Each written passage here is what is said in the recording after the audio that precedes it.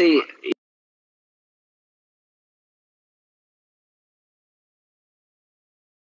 if you really want a no nonsense answer, uh, picking stocks is something people do, right? Especially mid cap and small cap stocks. Do it with a very small portion of your portfolio, like not more than overall 5% of your portfolio. A majority of your portfolio, ideally, if the idea is to make money, make wealth, should be in low cost ETFs like Nifty Bs, right? Or bank Bs, and basically low cost index exposure is what you need to go for. That is what creates wealth. You always buy the overall market. Yes, some people will say, I bought Tata Motors at 50, I bought it at 60. Great, that's fine. But in my way, I don't think that is like a sustainable long-term investing approach. Always think of buying the overall market, buying junior Bs, Nifty Bs. This is the best way to invest, and charges also make a big difference. So I would not suggest mutual funds. I would always suggest stick to low-cost ETFs. And when the market is falling, don't overcommit capital. Slowly commit little by little, and keep adding to that, one, over time, and two, based on levels, right? So based on and if you do spend a lot of time in the market and you're seeing that, okay, TCS is heavily oversold, Reliance is heavily oversold. Let's say a blue chip of a blue chip shop, like something like Bajaj Finance, right? Is down X% from its high, and it's a good risk. Even then, don't overcome it. Even if Bajaj Finance is down 30% from recent highs, don't overcome it. It can go down 40% also from recent highs. So slowly incorporate. And so whenever I buy blue chip stocks, overall one single stock will never be more than about 1.5% of portfolio. This is excluding ETFs. 1.5, 2% like that. And see, it's not rocket science. Just buy market leader number one, market leader number two, market leader number three when you're committing serious capital. If you're doing it for punting, it's like somebody's like, okay, Paytm has fallen so much, maybe it bounces. Put 0.5%, put 1%, and say that, yeah, I'll exit it probably if it dips another. So that's more trading. You're trading in the cash market, but those are not investments, right? I would never consider a company like Zomato or a Paytm as a serious investment. I mean, many people might disagree with me, but I think serious investments always happen through low cost index exposure. That's what you should go for. Everything else is just to please your mind. Look, you might get lucky and beat the market by investing in some mid cap, small cap, which gives you like 200, 300x. I have small caps that have given me 20, 30x, but my exposure is very little to them. And I do that almost for a way of, it's like a intellectual pursuit. You want to feel like you've done something great. But at the same time, I have small caps and micro caps, which are down 90%. So do that with a small portion of your portfolio. Don't mess with wealth creation. Only happens in low cost ETFs. So that's my take on it. Yeah. Hope your question got answered. Hello, Bandi Shreyas, sir. Sir, Yes. good morning. I just want to know that in this call, what sector you may like to invest more and more for next 2 to 3 years, like that. At least two you do like mostly. Okay, so see, once again, so it comes down to investment philosophy. I don't do, sometimes if one sector is heavily oversold, which is not the case right now, I might, like, for example, if IT is heavily oversold or banking is heavily oversold, I might narrow in on that and say that, okay, here maybe I want to take more exposure. But otherwise, I don't do that. Right now, I don't think there's any particular sector that I have a view on. And I also don't keep views for 2 years, 3 years. So I have this thing that I buy with the intention that unless something, and especially since I'm buying ETFs, I will not be selling ETFs. I will never sell my ETFs. I'm bullish on the India story. And if nothing else, simply inflation alone. Just think about it. A country that has 5, 6, 7% inflation, simply because of that, the market has to go up, because as prices go up, so will the company's revenues, so will be their EBITDA, and so will be the share price. So I don't have any view on anything for 2, 3 years. I don't have any such thing. And as far as sectoral investing, it's mostly if I find that one sector is heavily oversold, I might add some allocation there. Like, for example, if I think that IT is extremely oversold, which it is not at this point, right? Then I would say, okay, let me get some more exposure here. But otherwise, I don't invest for 2 3 years. I invest with the idea that this is with me. And with stocks also, when I'm investing stock specific, I invest to hold it for a lifetime, unless it is at a point where fundamentally something has changed, like promoters and all. Like, let me give you an example of a very dirty company. Okay, Vedanta is a very dirty company. Why? Because the management always tries to steal money from shareholders. They do not give shareholders their due. The dividends that they receive, like for example, let's say from Hindustan Zinc Extra, they don't pass on that dividend to Vedanta shareholders. They try to buy out the entire company and delist it at a terrible, terrible price. Trying to basically take the company private at a terrible price, and all the investors who've been there for so long deny them of the value unlocking. So I will not invest in that company because the promoter is just a dirty guy. Like previously, I didn't know that the promoter is like that, and that's why I was probably invested. So I'll exit my investment there. But this 2 year, 3 year horizon and all, no, I don't have any views around those. My investments are, I plan for them to make me money through dividends and capital appreciation for as long as I live. I don't see any reason why I sell, because it's not goal-based investing. And this goal-based investing also, I'm not a big fan of the thought process. I think the mutual fund industry conveniently built it as a way of attracting people. But the idea should be, look, I have my money in a place, in a good company that's making me money, both in terms of dividends and as well as growing in capital. So that's my take.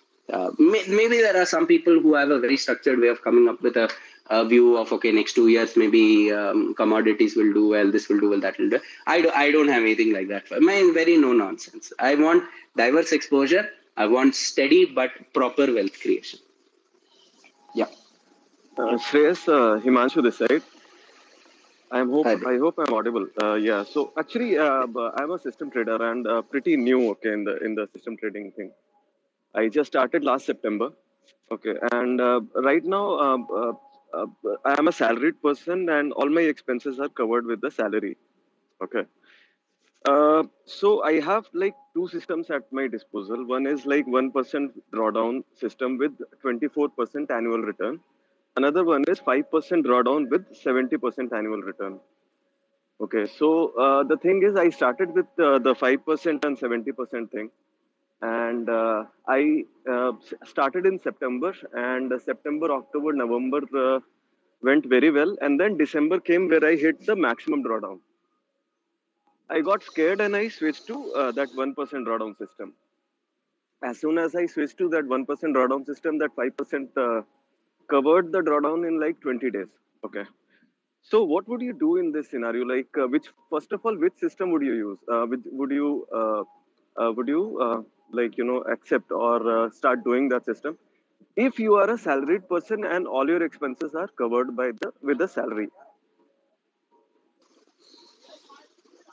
Hi. So couple of things here. Okay. So firstly, I'm not fully systematic, but I'm actually not even. So I don't qualify as system trader. But I'll put it this way: if you have, everyone's risk appetite is different, right? So you're saying you're a salaried person, so you don't need to take out money from your trading account. Great. So that means that your risk appetite is relatively higher.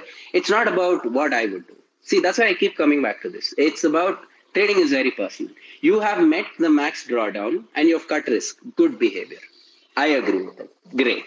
Now, I would do the exact same thing. Now, as you are slowly recovering from your drawdown and heading back towards equity high, you can maybe come up with a balance. I don't know if it's just you have to go either only 1% or only the 5% type style, or you can sort of have a balance between the two. Arrive at what risk level is comfortable for you, right? It's different for all. For somebody looking at mark to market switch 30,000 or 50,000. Sorry, there's some disturbance. Yeah. For somebody watching a tick of 1 lakh mark to market per tick or like 2 lakh mark to market per tick, they might be comfortable with. But with somebody, they might not be okay with 5,000. So you can't come up with, or even in a percentage basis, somebody might be okay risking 1.5%, 2% in a day, or some people even maybe 2%, 3%.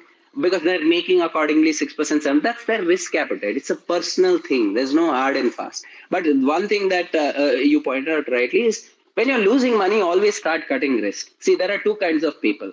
Okay, people who cut risk when they're losing money and people who add risk when they're losing money. The second type, no, will always sort of quickly come back, right? Because most of the time, when you're entering a trade, when you're already losing, essentially averaging the equity curve, let's say, you have a higher chance of bouncing back quicker, but you have an equal chance of falling even faster, right? And that goes up exponentially. So I don't know. You will have to come up with the answer to this yourself. The fact that you're saying that I'm a salaried employed shows that you're saying that I have a relatively larger risk appetite because I'm not dependent on the market for my day-to-day thing. Cool. So you come up with, okay, how much am I willing to lose? How much am I not? And accordingly, that can be done. Yeah, but the thing is actually that 5% drawdown actually scared me because my salary I had like saved for the past 12 years and I saw my like initial 5 months salary going into the drawdown. Okay, so that's what scared me, and I am again planning to switch back to the original one because the One more drawdown. thing, right? One more thing. Look, I'll tell you what. When you get afraid, when you get scared, when you have not when your position size is too large, don't think just because you have margin you can use it. Okay, you need to earn the right to use the margin that you have. You have saved up over x amount of time. You don't have the right to trade on that margin. If you have saved up over a few years, you have not earned the right to trade on that margin. When you don't, you're saying you just started in September and you're already trading with a substantial portion of your life savings. That would be wrong, and that's why you're feeling afraid also. The better way to do it is, even if you have, let's say, 10 lakhs of margin, trade only with 2 lakhs of it. Right? As you get comfortable with that, as you've seen the ups and downs of that, then move to the next, add size, add size, add size. Fear in markets is always a particular derivative of your position size. If you are overexposed as per your own risk appetite, you will feel fear. So get rid of that aspect. Cut down size. The best way to deal with fear is cut size. When you are looking at half the market of what you were looking at yesterday, both positive and negative, you will feel much more comfortable. You will have time to analyze, okay, what is working, what is not working, should I work with this system or not? There's some background noise. Yeah. So that's my take on it. If you're feeling afraid, the first reaction to feeling afraid is cut size, right? Okay, So thank you. yeah, yeah, Can I just add one thing, Shreyas, here? sure. Yeah, whenever, as a system trader, right, don't ever wait for your max drawdown to reach for you to be cutting size. Let's say on a 50% drawdown, max drawdown hits, let's say if your max drawdown is 5%, on a 2% drawdown, you can easily cut your size by 20% if you really want to. So on every single subsequent drawdowns, you can start cutting your size by 10%, so that by the time your max drawdown hits, your actual drawdown is not as much as the max Yeah, drawdown is there, I understood, Mohit. right? But the thing is, actually, in one day, I reached from 2% to 5%. That was the expiry, horrible Okay. expiry. So I could not have any control over that, and that's what I got scared. So, but yeah, it's like fairly, Shreyas has answered my question. Thanks to the team. Mm-hmm. Sure, bro. Thanks, man. Yeah. Next question, Yash Chaudhary. Yash, are you there? Hi. Hi, Bandi. Are you comfortable in Hindi? हाँ bro, sure, no problem. हाँ जी। मुझे ये जानना है आपसे कि जिस भी कैपिटल से पिछले साल 1.5 साल से मैं आपको फॉलो कर रहा हूँ and what I see is कि आप डिसेंट एंड कंसिस्टेंट प्रॉफिट बना रहे हैं. सो आपको क्या लगता है कि किस कैपिटल के आसपास जाके आपको आपके कुछ कोलीग्स की जरूरत पड़ेगी या फिर आपको कुछ एक टीम की जरूरत पड़ेगी या already you have a team to trade with you? Hi, bro. So excellent question. Dekhe, it's like this, okay? I always look for excuses of how to pull out money. There was a time when I just did not pull out money from my account at all. But for the past almost 2.5 years, consistently I look at where can I pull out my money. Look, when my capital was 1/10 of what it is now, I used to take ridiculous risk. Matlab, my day's risk would go up to 5%, 6% at times. I would also try to make in a day 10%. Like that, those are the kind of things I would do when my capital was that size. And I never, I tried my best at that point of time, keep capital nahi nikalna account se, matlab, this thing. Then as capital kept scaling, and since at the end of the day, I'm an individual and I use some amount of tech to help me with, I don't have any team, it's just me.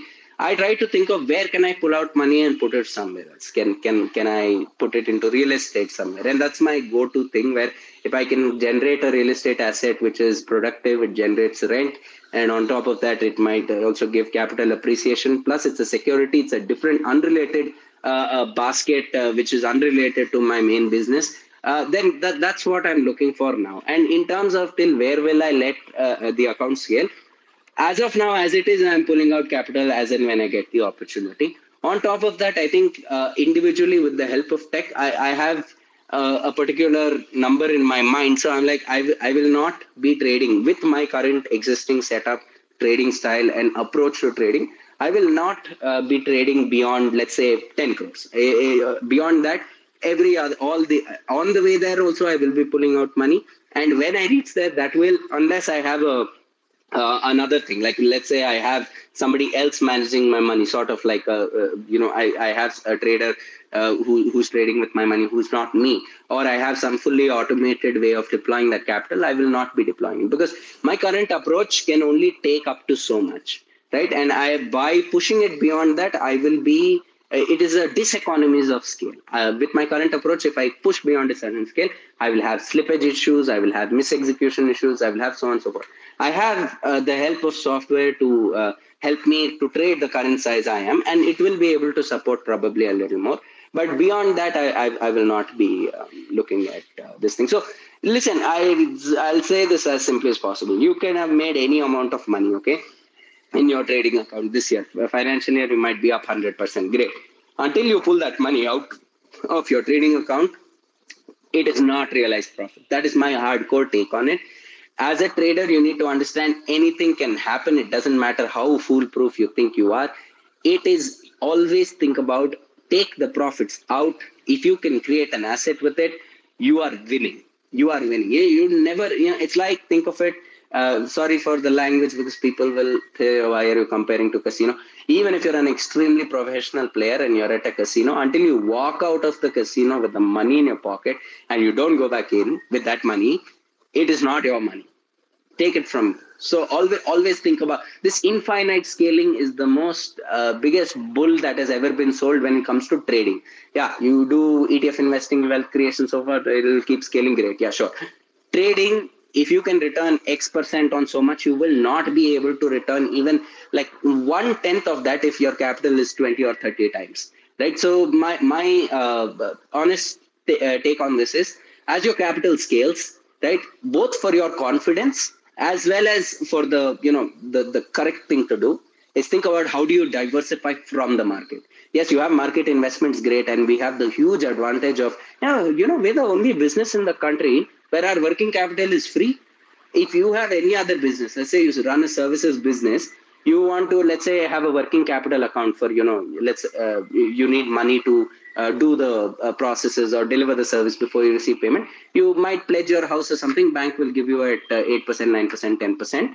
But still, that's an OD account or a cash credit account on which you're paying interest. We traders, we get our margin for free. Boss, if I switched off my account today and didn't trade for the next, let's say, 5 years, I come back, there's a good chance my account will give me essentially what the market has gone up by. I'm not losing anything. I either have Bharat bond, or I have liquid Bs, or I have a Nifty allocation, right? So it is essentially, margin is free working capital, right? So we have all those advantages. And my take would be, don't get into that loop of I will make this money into this, and then on that I'll get another 10%, then I'll get another 10%, and by the next, every month I'll keep getting 10%. And I will have X amount of crores by the time it's 10 years from now. Don't get into that delusion.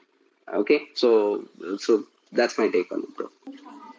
Thank you. In the continuation, I would like to ask you one thing, because trading is your core competency. I believe that, at least. So, आपको ऐसा नहीं लगता कि you should have 2-3 guys in your guidance for your future, like 2 years down or 3 years down, जो थोड़ा बहुत बेंडी का mind को रीड करके उस हिसाब से उसी स्टाइल में ट्रेडिंग कर पाए, and they can be your core team in future, because ये competency रहनी है trading तो आपकी.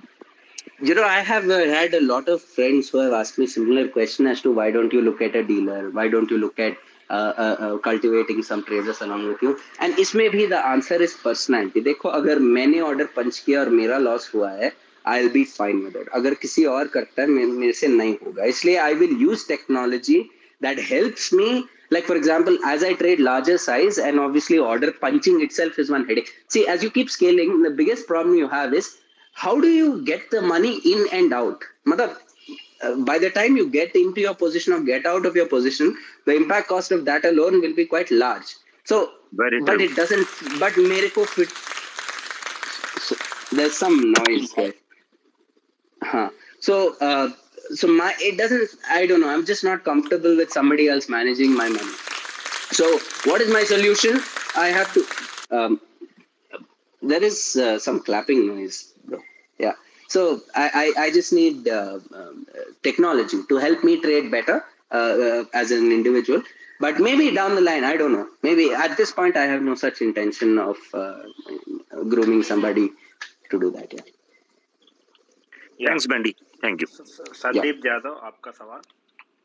Yeah, hi, Shreya's Bandi. Nice to hear your voice after a long time. Do keep on hosting such kind of spaces. It helps everyone, actually. Okay, the question is, given the scenario that we are in right now, isn't it better that, what is your take on IT and pharma? Don't they look lucrative enough? And what is your take on Adani fiasco? And when are you planning to post your YouTube videos? Thank you. Hi, bro. So, couple of things. So, YouTube, I'm more or less. See, I started the YouTube videos with certain intention.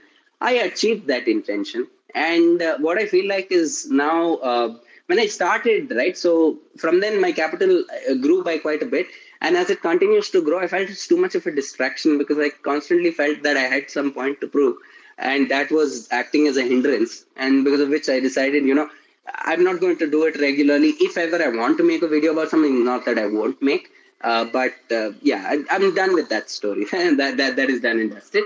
So the next part, as far as sector specific, look, I don't know. I'm not studied it in depth, so me giving you an answer on how attractive IT or pharma right now is going to be a little disingenuous. Right now, the market, as far as pricing, I would say that it is close to pretty. Okay, how do I come up with fair pricing? Okay, fair pricing, very simple. You take any moving average. You take past 1 year moving average. Okay, 365 moving average of daily time frame. You see what is the average price that somebody bought at in the last 365 days. Now, if you're buying anywhere close to that, I think that is fair price. That's how I come up with fair price. And with respect to what's happening with Adani, look, if you just search for the term Adani in my profile, you'll know what I felt about Adani the entire time. Adani is in a bubble. There's no doubt about it. It is, even if you buy Adani and it becomes the most amazing company ever, if you're buying something at 600, 700, 800,000 times earnings, boss, you're not going to make money. As purely from an investor perspective, I had never bought a single Adani share in my life, and I will never. And I'm very unfortunate that it became part of Nifty, and now my Nifty Bs are taking a hit because of Adani. See, I'll tell you what. All businesses operate on a model that once their shares are listed, they will collateralize that, raise funds, and use that for growth. But Adani has put that on steroids. Adani, I made a video about Adani. It's available sometime back in terms of how their cycle works. Forget them being over leveraged and having too much debt. Their valuations just are senseless. So there are people who come up with reasons as to why 1000 PE makes sense, but in my book, it never will. And please, these are not companies like, when FANG at least was blowing up, and you look at, okay, their businesses are hugely scalable. So you take Facebook, Netflix, Amazon, they're hugely scalable businesses, and, they can eventually turn around huge profits. These are all utilities. You're building roads, you're building airports, infrastructure, you're into mining, and you're pricing yourself as the number one growth stock in the world.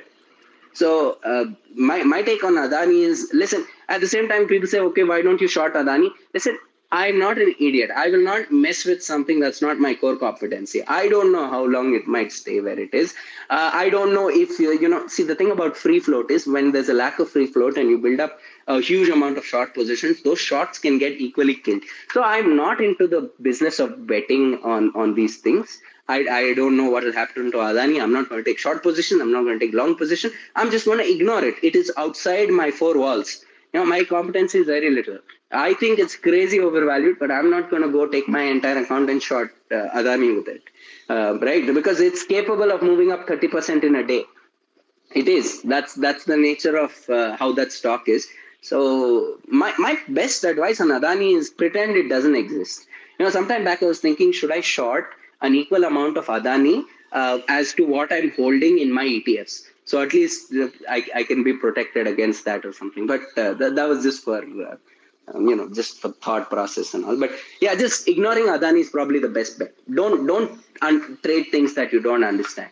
Right? And even if you understand it and it's unpredictable as hell, don't trade it. That's my take on it. 100% agreed. But do keep on posting your YouTube videos. They help people a lot actually. And keep Yeah, on whenever I have something to say, I'll either tweet about it or post on YouTube. Yes, and do host spaces like this. Why you only host only one space like this in the middle of somewhere? We'll try to make absolutely. it on weekends. Yeah, actually, yeah. At least keep 1 or 2 days, like in a week, so that we know, okay, we can remove time on that particular day. Today, I just happened to see. Maybe not a week, but I think maybe this was just impromptu. Today, but I accidentally, maybe once a month or something. Yeah. Hello. Today, I accidentally came across. Actually. Yeah, thank you. Yeah, thank you, bro. Your question. Yeah, hi. Can I ask? Yes, bro. Please go ahead. Shreyas sir, can I ask now? Yeah, bro. Please go ahead. Sir, I actually my question was different, but when I listen you, I reframe my question. Just past 20 minutes, you said that earlier you used to take so much of risk, and you used to earn 10% a day also. I just want to know how you shifted your psychology or how you built that discipline, because that is one of the most toughest part in trading. So can you please tell us something in detail about it? Look, it's an organic process. It doesn't happen overnight. And when I used to take 10% risk, 5% risk in a day also, I was disciplined only, in my opinion. It's just that my risk reward was higher. And with a smaller capital, it was within my risk appetite to do that. But as the capital keeps growing, you have to keep pivoting. So when your capital grows, you have to adapt your expectations around it, your psychology, your execution, and even the system that you trade. Like, for example, scalpers who trade, right? They only trade with, at any point, there'll be long premium of maybe 10 lakhs, 15 lakhs max. Why don't they trade more? Because you just can't execute it. You won't be able to get the same entries. You won't get the same exits. Some systems are just not scalable. So as you, it's not something that happens overnight. Look, and as far as discipline is concerned, make no mistake. In markets, you're either disciplined or you're out. It's just a matter of when. So if you're indisciplined, if you're the kind of guy who is like, I'm looking at 5% loss, now I'll double my position, and then when it comes back only 2.5%, I'll be back to even. It's a ticking time bomb as to when you're going to zero, not if you're going to zero. So that's my only take on it. And as far as how your mindset, your approach, everything changes, it's organic process. As your account scales, as you mature more in the markets, you will automatically have to adapt. It's constantly about adapting. Somebody who's trading a portfolio of let's say 500 crores is not looking at 60-70% returns in a year, man. I mean, he'd be the happiest person in the world if he managed to get like 20 to 25%, 30%, something like that, with a drawdown of under 2%. That would be happiest person in the world. So that's basically where that stands. You will evolve, as the market will force you to evolve as you go through. Okay, sir. Thank you. Yeah, Arpit, your question. Hi, Bandi. Actually, I just wanted to ask, have you ever been to your drawdown phase, and how much percent was your drawdown, and what did you do to overcome your psychology? Like, currently, it's my drawdown phase. I'm down around 5-6%. So I am a bit annoyed with myself. Like, I was up 20, 25, 28% around for the year, and now again I'm back to 18-17% around, because I had increased my quantity recently and my drawdown began. So I'm just skeptical ki how should I deal with it, and Could you please guide me with that? Look, drawdown is part and parcel of trading, be it time drawdown or be it monetary drawdown. It happens to everyone. You just have to learn to deal with it. And you will go through it no matter how many years you've spent in the market. Now, in terms of how to deal with it, very simple. Take breaks. Look, there are two kinds of things. Number one, always focus on where your head is. If you're finding that your head is frustrated, annoyed, irritated, you're feeling when you sit in the morning at the desk, you're already feeling, Arey, yaar, what's going to happen today? Don't trade, dude. Take a break. Go take a week off, take 10 days off. You need to have time to reset your mentality. If you're starting with a negative mindset or a irritated mindset, distracted mindset, don't bother trading. Take breaks. Trade lesser. Wait for higher, better entries, right? Don't take random entries. Wait, try and see that, okay, this is one of the best entries. Wait the entire day. If you don't get an entry, don't trade. Now you have to build into that, and that's what you do. You just have to deal with it. Different people have different ways, but most of the time the thing that works is it's always the same answer. Take breaks, cut size, reduce position size, reduce the risk appetite. That's all you can do. What else can you do? You're in drawdown. That's it. Thank you. Hi Shreyas, this is Badri here. Yeah, Badrinath. Hello. Yeah, Shreyas. My question is, on a trending day, let's say, would you be content by the end of the day by firefighting the market and being in the no profit no loss zone, or would you bring some amount of rationality to your trades and be tempted to take directional trades? Because it is easy to by the end of the day we can say, I mean, on a trending day like this I still ended up being in no loss, but is it rational that on a day when you have the scope to make maximum profit, you still did not make any profit there? Look, me being happy or irritated with the day completely depends on, did I do something that is characteristic of me or something that is uncharacteristic of me? If I did something that's uncharacteristic of me, or suddenly going long put option at a point where I otherwise would not have, and that's not something I do normally, then I would not be happy with it because I did something that is uncharacteristic of me, that is unplanned. Now, if I had a proper plan around it, I would be fairly happy, even if I lost money. So it comes down to this. The reason why traders always have anxiety is because they don't have confidence that what I'm doing, is it sustainable? Can I do this for the rest of my life? And if you make money in something that you feel inside you've done wrong, you will not be happy anyway because you feel like this is not sustainable. I cannot make money like this over a long period of time. Right? I did something uncharacteristic. I still made money. Okay, fine. Maybe a little happy about the money, but you don't really get that joy of, oh, wow, okay, this is, it won't give me that elation. So, and you have to also kind of condition yourself that, look, when you look back, you always know what are the objectively correct decisions that you made and objectively wrong decisions that you made. I'm not talking about the profitable decisions and the loss-making decisions. I'm talking at that point of time, was it characteristic of you to take that trade or to be in that trade? The answer is yes. Even if you make a loss, there's nothing to worry. Like, I don't mind taking losses when I know that I did everything more or less how I do things always. Today was my day to lose. Like today, for example, okay, it was fine. 220 rupees, 218 rupees, Fin Nifty straddle close on Wednesday. Today it is shot up to 250. I'm taking entry. I'm happy with it. I've exited at 260. I feel like, okay, damn, okay. When I exited, I thought, okay, I'll probably exit at the worst mark to market. From then the market will improve, but shit, whatever. So I exited. It shot up to 320. I'm even more happy. I did correct decision as per my characteristic thinking of this is how I approach the market. I made a loss, yes, but I didn't do anything that I particularly think was wrong. So I will not be sad about it. And this is a conditioning framework that every trader has to build themselves into.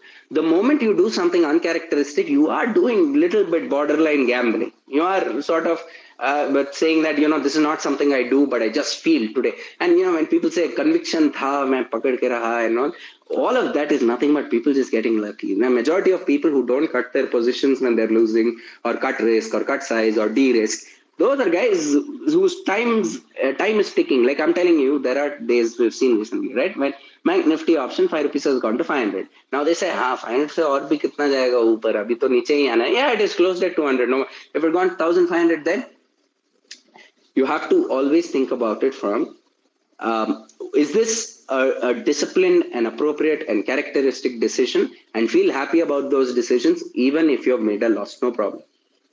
Each one his own, but how long did it take for you to build this kind of Zen mode wherein you stick to your rules no matter what? See, look, so my rules also are a little flexible. It's not like my rules are so stringent that I'm like, oh, this thing. My only hardcore rule is how much I can lose. I don't know. I think there was a point probably when I felt that, am I gambling? Am I just getting lucky? And my only way to deal with that was, if I cap my risk and I say that no matter what, I won't lose more than this much, then I'm happy.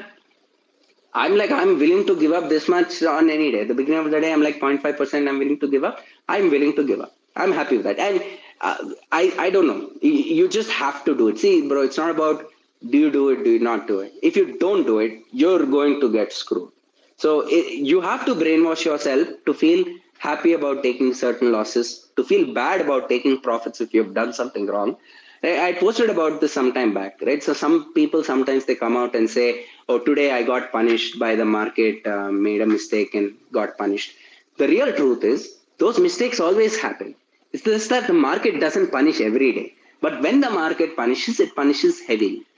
Right? So that is, if you get into the habit of, oh, it's okay to make mistakes, it's okay to hold the position longer than I meant to hold, then it's a matter of time. Your time is ticking. So look, I look at this as a business. This is a business that I run. This is not some time pass that I'm doing. This is not some proving to somebody that I can do X, Y, Z. I'm here to generate money. And for that, if it requires me to say that, let hell break loose, if I lose this much, I cut my position, you have to stick to it. Got it. Thanks, Shreyas. Hello, sir. Hello. Gaurav, tell me. Yeah, am I audible? Yeah, you are audible, but a little bit noise coming from your end. Yeah. Sorry for I was in office, so sorry for that. Okay, sir. My question is that, sir, I am doing non-rational trading as like you, the straddles or spangles from the long 6 or 7 months. I am consistently making money. Most of the deals 1% to 1.5% it is ranging. I am selling 10 rupees option on Bank Nifty on expiry day and adjusting according to it. And I learned that I can make money in this kind of trading setup. So I want to know how can I increase my ROI, sir? Because 2% is not 2% month is not that much great ROI. So please help me regarding that. How can I increase my ROI? Look, the answer is pretty straightforward. To increase your ROI, you either increase the premium in your position, or you take more leverage. There are different ways to take leverage, so on and so forth. Like there are prop tests that give leverage, so on and so forth. I would never recommend doing any of that. And you can also like hedging benefit. I wouldn't comment on this because I don't trade for ROI. I like, my honest opinion is, in my trading style, I'll take what I can get. If it is 3% per month, great. If 1 month it's 6%, great. If 1 month it's 2%, great. Maybe it's just me, but I don't really care how much ROI, because I think any ROI, I said this before in the space also, any ROI is free.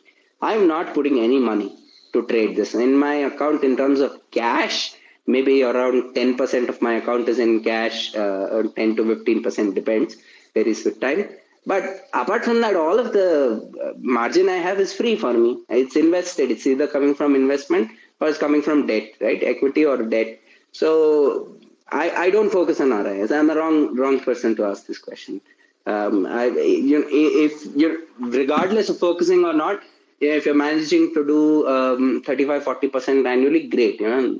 But to be very frank, I don't focus on RI. Market will give what it wants to give. I don't work with targets. Okay. Thank you, sir, for your information and all the support. Please do your work, and you are doing amazing. Thank you, sir. Thank you, bro. Yeah. Next question, Pranav Mewar. Yeah, hi. Thank you so much for giving me the opportunity. First of all, I'll just like to put some respect on the table. Shreyas, I hold you in very high regard.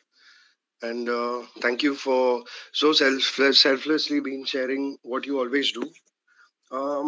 Now, my question is more about psychology. Like all the other traders, I had initially lost money. Over time, in the past 4 months, I've been profitable. And the current setup that I use, I'm very confident about it. But the only question that comes to my mind is that because I basically use a price action setup that is based on support and resistance. So what constantly there's a thought in my head is that is this the only way that I can make money, in the entire life? So from a person who has not learned from somebody, sir, what would you suggest? Because this is a constant question. Okay, it's working now. What if it does not work for a year? So as a person who's been so experienced, if you could just guide me in explaining that, okay, there are some measures that you need to learn. Maybe you need to learn this as well, or you need to have this in your setup as well, because this is like just one armor in my arsenal. So I just wanted to know your thought on this, and how would you probably deal with my situation? Uh, like I said, currently I'm doing good with the setup, but then again, there's a question in my mind that says that, okay, can you use this and generate money for the entire lifetime? So that is, and I have no one to ask this question to, which is why I thought of asking this in this space. Thanks a lot. This is my only question. Hi, Pranav. Thank you. So here's the thing. I give you the answer to that. No setup will work in perpetuity. It's just not going to happen. Okay. What most people do, a lot of people do when when they're handling large funds, is that they will diversify into multiple setups. Essentially, what is diversifying into multiple setups doing? Only smoothing the equity curve. The idea is always you want a smooth equity curve. So you might have a setup which is highly volatile versus a setup that is highly stable, and you're trying to find the in-between mark of having a smooth equity curve. You never diversify setups to increase ROI. Anyone who's diversifying setups and having multiple setups, they're doing it with the idea that between all the setups, my overall account equity curve should be smooth. Now, this anxiety that you're having, that my current way of trading, will it continue to make money over long term? Every trader has it. But the entire merit of a trader is as the market changes. Like if I were to compare how I'm trading today to exactly 1 year back, it would be very different. If you compare that to 1 more year back, you will not even find head or tail of how is it the same thing. It is technically the same style of trading, but actually there's a lot that is different. So the entire merit of a trader is, and even somebody who's building systems is, as market changes, how aptly, quickly are you able to adapt in order to maintain that smooth equity curve? Now, one straightforward question that many people ask me is, why don't you diversify your setup? The thing is, my equity curve is already very smooth. So I don't need further smoothness in my equity curve. And my other problem with trading multiple setups is, since I trade semi-automated, so I don't do any automation. There's no automation in my trading except for order execution. So when I'm using that, if I have multiple things going on, it distracts me. Yeah, there are some setups that are like very high risk reward setups where you can put potentially 5% of your account, and they can generate upwards of 100% return, and sometimes even 200% return, but fairly large drawdown. That's why you allocate a small portion of your account. But if I were to sit and do that, I would get distracted. And I'll tell you one more thing.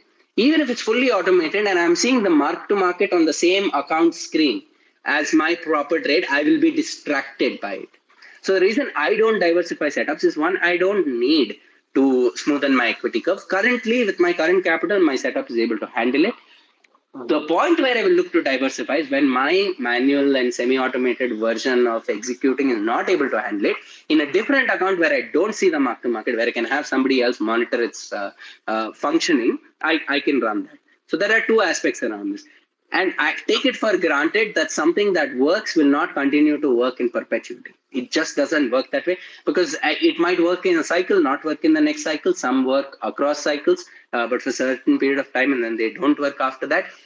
This is why, when people put too much emphasis on back testing, I really scratch my head to understand, boss, what are you studying 2018, 2019 data for understanding current market behavior? I think it's completely ludicrous. There has been such a large structural change in market movement, price movement, with the whole amount of algos that have come in now, that I think all of it is just dead weight. You're just making it look good on paper, saying that. And when people compare 2020, my God, with the entire volatility index crashed the entire year. Like COVID gave us, for short vol people, post-COVID was just a year and a half of free money, right? And you're comparing all of that to what is happening now. And you're saying it's not working as per backtest. So anyway, the idea being, beyond a point, you have to diversify setups because your capital cannot be infused all into one, provided your existing setup is not giving you a smooth equity curve. The reason I don't have multiple is, one, it will mess with my psychology. I don't want to diversify my attention span towards anything else. And two, as it is, my equity curve is smooth, so I don't feel the need to say that, okay, I need to have something to balance it. Like most days, very rarely that I lose more than 0.5% in a day. So that's my equity curve. It is fairly smooth. Right. Yeah. So just one follow-up question to this, Shreyas. So I would just like to, bluntly ask you that, in a month where I know setups are not working, maybe 5 or 6 times in a month, I would get a trade and, the trade would be good. I'm satisfied with it. But most of the time, how would you deal with this? Would you want to learn something more, or since, you're in your zone, you know what you're doing, you just stick to that one setup and just go for it, even if it gives you 4-5 trades a month, you're fine with it? I just wanted to know because like I said, sir, I'm really confident with what I'm doing right now, and I just want to know that, is it the time to learn something new, go somewhere else, or just keep doing this for a year or two and then probably go ahead and learn something else? So listen, you have to always be learning something new, whether you're executing it or not, whether you're trading it or not. You have to always be learning something new, because even the existing system that you have, there might be some kind of tweak that you might have to do to it to stabilize it. And see, the thing is, even if you're doing the same thing again and again, it doesn't mean you're completely ignoring everything else that's happening. So you're always learning and adapting. Look, the only job a trader has to do is learn and adapt. Right. So yeah, if you're really happy with your system, great, but never shut off everything else that's happening in the market. Like, for example, I don't trade Bank Nifty at all. I've not traded it in the past 2 months plus, but I track Bank Nifty behavior every single day to see what is happening. You have to always know, what is happening to see, is there something there, So, yeah, I think it's been over an hour since we started this. We'll probably do another 10 minutes till 12:25, and then we'll all call right, it. so I'll just pass. Thank you so much, so that other people can get time. Thanks a lot, and yeah, that's all. Yeah, we'll take the next question from Vishnu. Vishnu, are you there? He's not there. Grow Capital, your question? Yeah, actually, my question. Thank you, Shreya. I've been a big fan of yours and the trading strategy, and really appreciate all the hard work and like you put up for the videos initially. This helped me a lot in terms of style and all. So yeah, I really appreciate your hard work. I have one question. In terms of like entering the position, like. At what time you prefer to enter, and how, like like at 9:15 the market starts, so 9:20, 9:15. Like I also do kind of have a similar setup. I wanted to understand how, like to take the initial position at what time. Okay, see, so generally I have a rough idea of what price I want. Okay, so let me give you today's example only. My idea for trading today is that if you open flat with straddle close was 218 on Nifty as of Wednesday. So I have a rough idea that if it opens above that, then I will want to commit fairly early, right? It's not about 9:15, 9:16, 9:70. It's not like that. Okay, so it's about I'm tracking. I have tick by tick. So I have an Excel sheet which pulls the immediate data. It's giving me tick by tick of what is ATM. It is giving me what is 100 point standard, 200 point, 300 point, 400 point. I have it all on an Excel sheet. Now I'm taking a discretionary call at that point, that do I want to commit my full entry here, or do I want to commit part and see if it gives me even better to commit the rest, so on and so forth. It's kind of a discretionary decision that at this point I want to commit more. For example, when today the at the money spiked quite a bit, I thought objectively that it's a fair enough point to commit whatever size I was willing to trade for the day.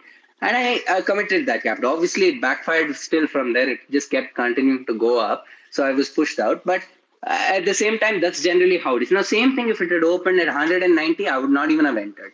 I would have said, hell to this. Then I would have seen during the day, is there some opportunity where I can maybe make a ratio or even a strangle, like, from 190, if it spikes back to 220 or something, then that's a good entry. So as far as where do you enter, is it 9:15, 9 say first tick, or you wait for 5-10 minutes? It all depends on my idea of what price do I want.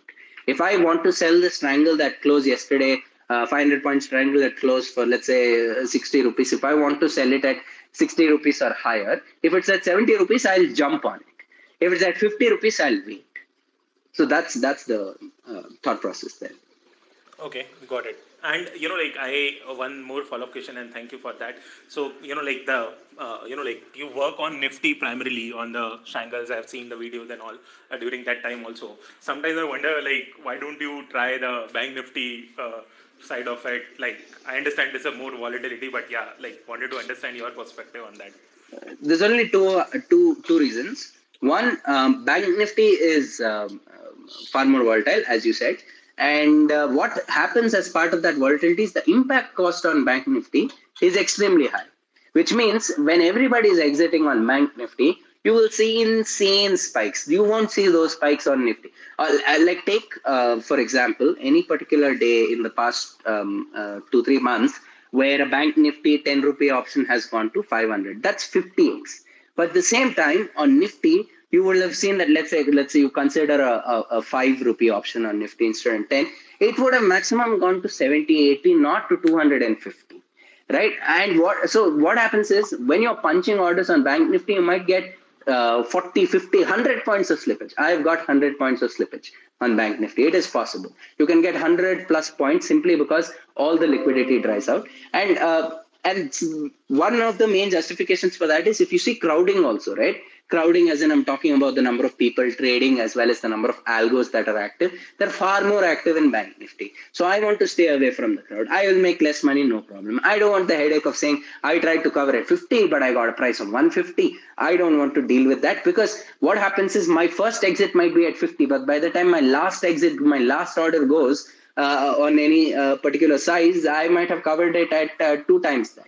I don't want that. So I stay away from Bank Nifty. I traded Bank Nifty in between. It was very good. And then I just came to the conclusion on one particular day where I dodged a big bullet that I don't want anything to do with Bank Nifty, simply because the crowding is too much. Nifty gives you better chances to get out. There are times where you will also be screwed on Nifty, but Nifty gives you better chances to get out and at lower impact cost. The impact cost on Bank Nifty sometimes can be tremendous. And I don't like. So I just staying away from it. Okay, thanks, Bandi. Thank you. Yeah. Next question, Vishwanath. Yeah, thanks, Mohit.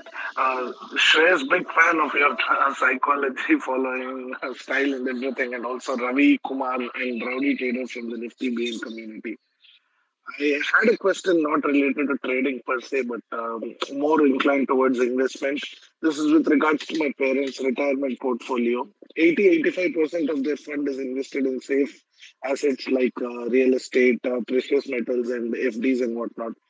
About the rest of the 15%, I wanted to get them some exposure into the equity side of things. So I had an STP sort of model in mind where I would ask them to invest a lump sum initially, and from the next year on start taking parts of it and move it to safer assets like an RD or debt funds. Or would you recommend the other way around, go for something like a senior citizen savings scheme, Prime Minister Vayavandana, and do SIPs into equity? What would be your recommendation? And if you are suggesting the lump sum approach, should I wait, like you indicated a couple of times, right? Waiting for the LTP to come closer to something like a moving average. Would that be the time you would recommend entering if going via the lump sum approach? That's my only question, Shreyas. Thanks in advance. See, with hi, bro. So, great question. See, with retirement savings, you never invest lump sum. First of all, the first thing you want to take care of when it comes to retirement savings is ideally they your have fixed. a monthly pension also. I forgot to mention. Excellent. They have a monthly pension, and 85% close to is invested in safe assets.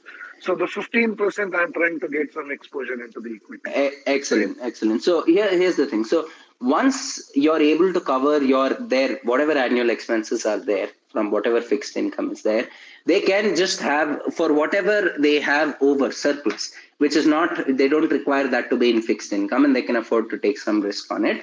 They can have an SIP. Ideally, what you do is you have a lump sum investment in debt, not in equity. You have a lump sum, even the portion of money that you want to put in equity, you invest that into debt.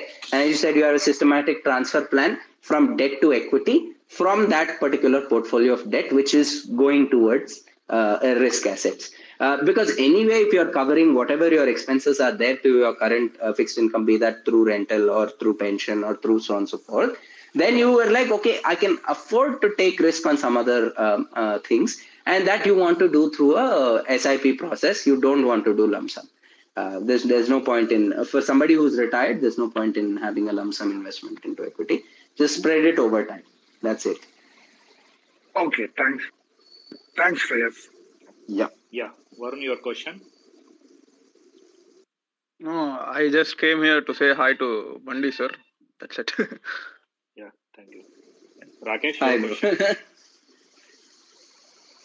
Oh no! Actually, I wanted to have some light thrown by him.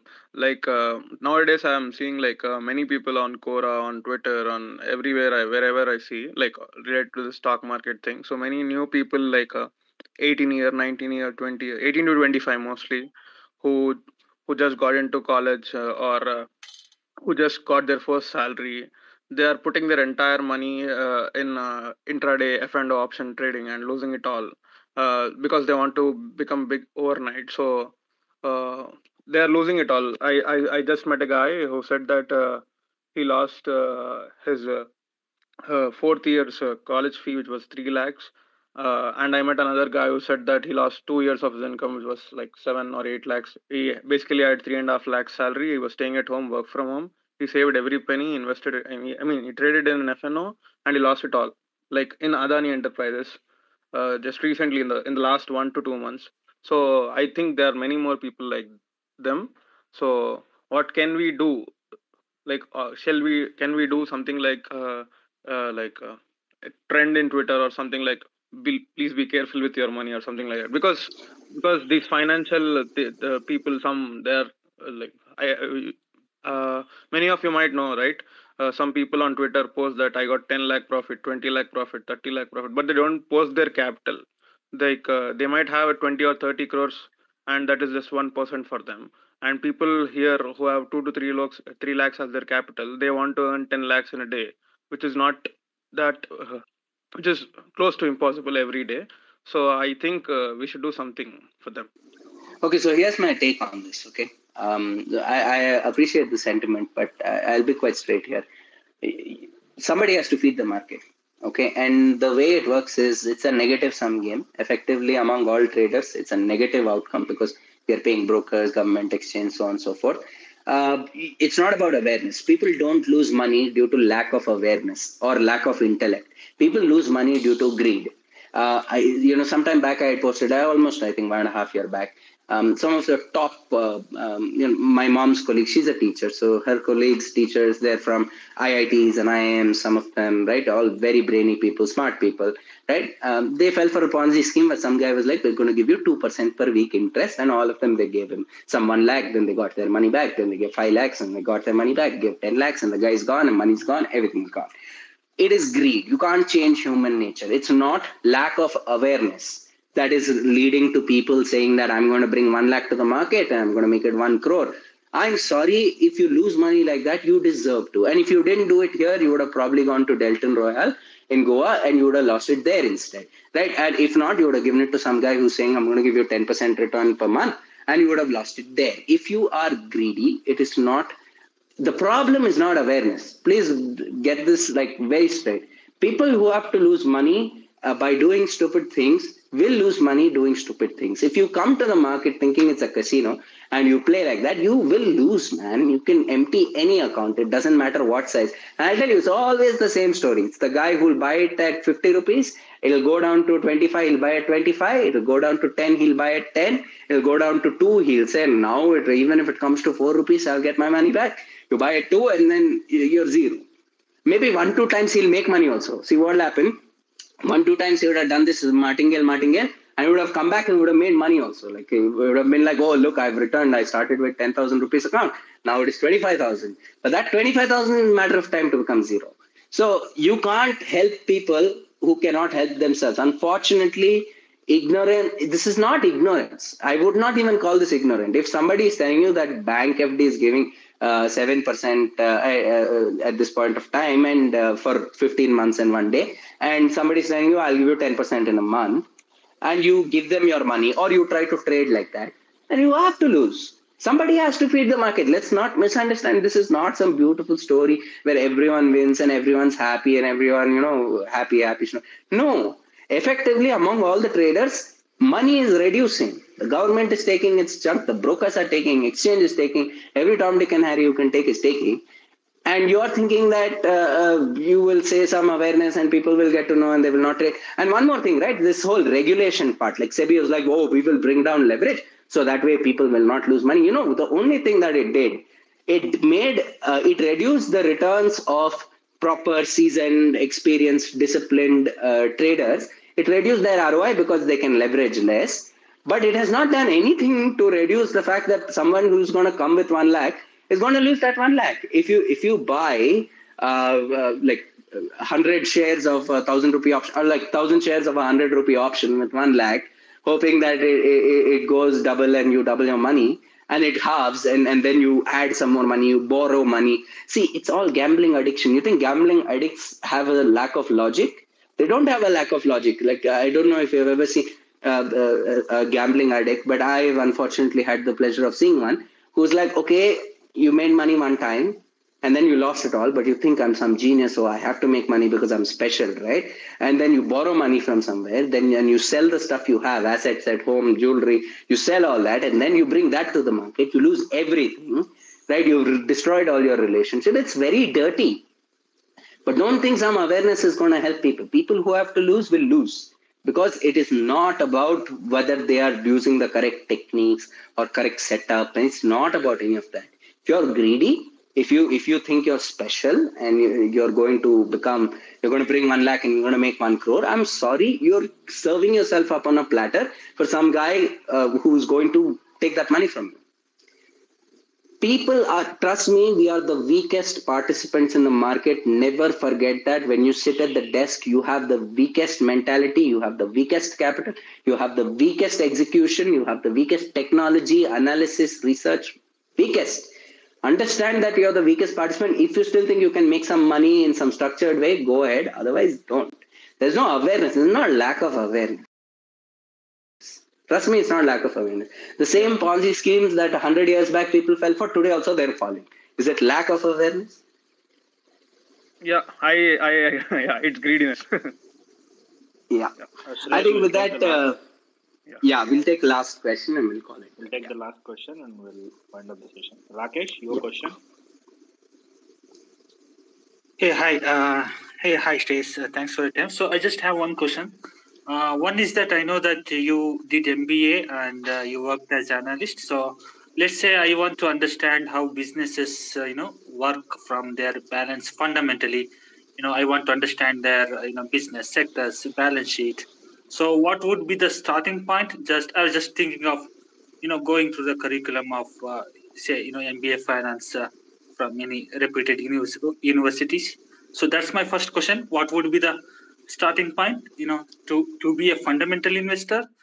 And second thing is that, second question is that in your earlier commentary, you told that you advocated advocated for low cost ETFs. So the question related to that is that I have mutual funds in without any ETFs, mutual funds in large cap, small cap, one ELSS and one index fund. So should I redeem those and switch them to ETFs, or how do I go about it? Say I want to be participated in the ETFs. So yeah, so these are my two questions.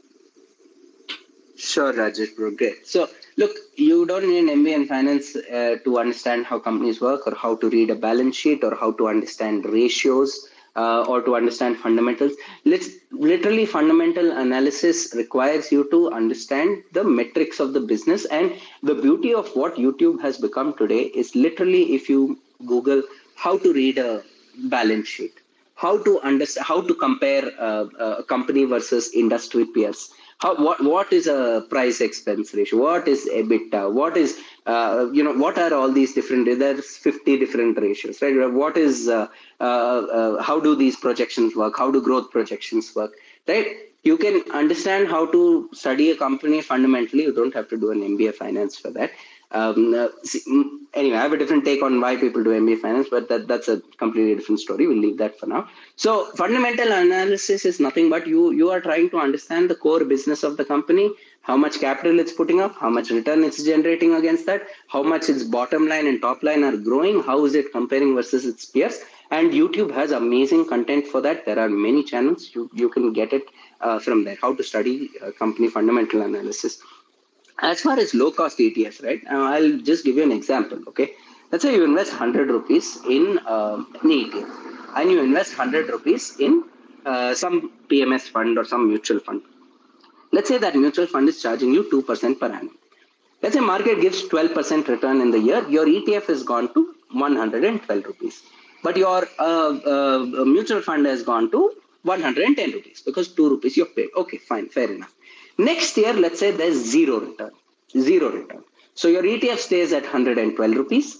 Your mutual fund comes down to 108 rupees, right? One more year of zero return. So if you see, and this we just spoke about 2 years, but now you're talking about 12% return versus 8% return.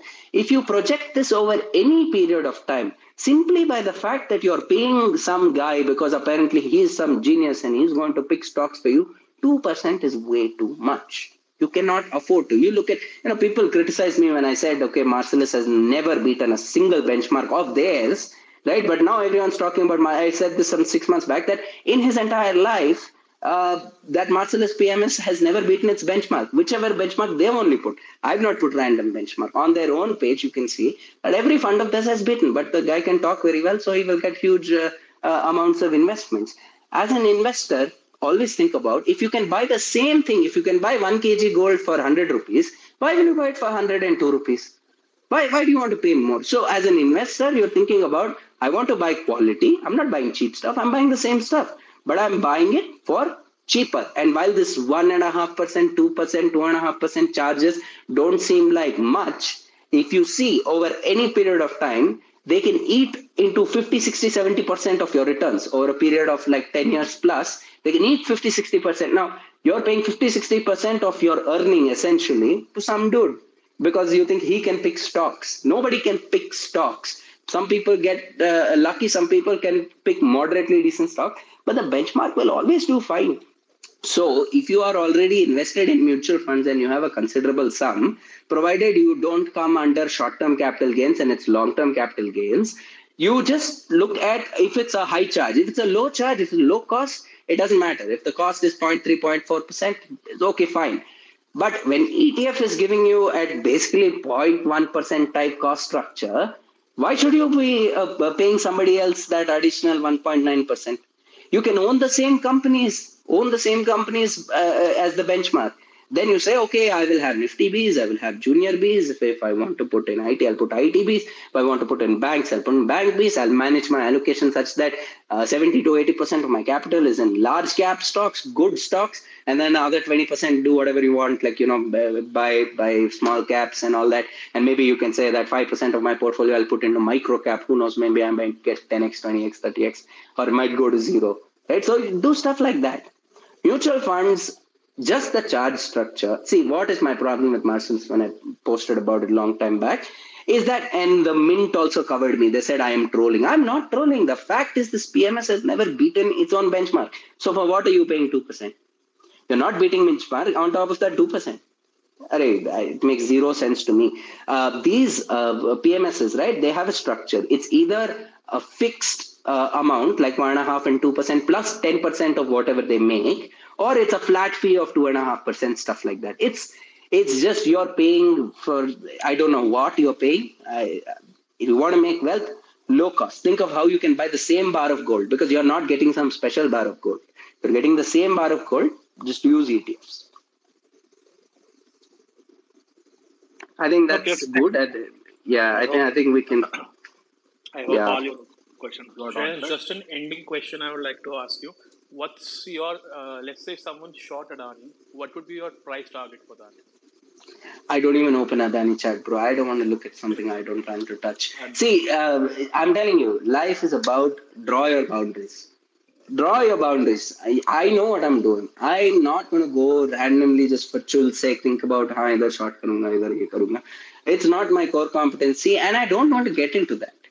See, you always start doubting yourself, feeling anxious, feeling this thing when you do something outside your core competency. Build very niche, very specific core competencies and stick to only that. Think about, okay, is there a chance to build competency elsewhere around? But see, my main issue with something like Adani is it's a bomb. It can go either way. You might make huge money, you might lose huge money. I don't want to do that. And I don't want to distract myself. I can think, okay, with 1% of my account, I can take a position, but that's a distraction for me. That's distracting me from what I do generally. Right? I don't want to look at it. I don't want to, it's like blinkers, horse blinkers. So that's that. Thank you so much, everyone, for joining. This was basically had nothing to do during the market, so we thought this thing. Thank you all so much for joining. Thank you guys for helping me host it. Mohit, Krish, and everybody else. I see a lot of my friends in chat as well. Thanks, guys, for joining in.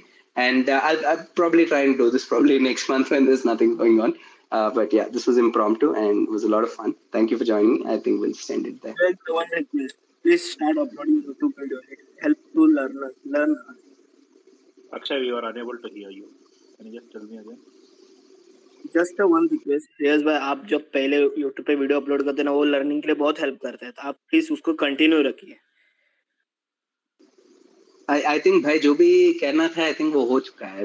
उससे the problem for me is I lack motivation to do something where I feel that I'm not adding incremental value. मैं करूंगा नहीं उसको. If I feel like I'm adding value, उसमें कुछ है, बस करने के लिए करना चाहिए. I never had any intention, मतलब YouTube से कुछ होगा ये that and all. I wanted to do it because it was something I was driven towards, and now that motivation is not there. But we'll think of other things. We'll think of stuff like what we did today with spaces and stuff like that. So yeah, thank you all so much. Have a great day, and wish you all the best with all your trades, and be careful till the budget. Take care. Have a nice day. Bye. Thank you, Shreyas.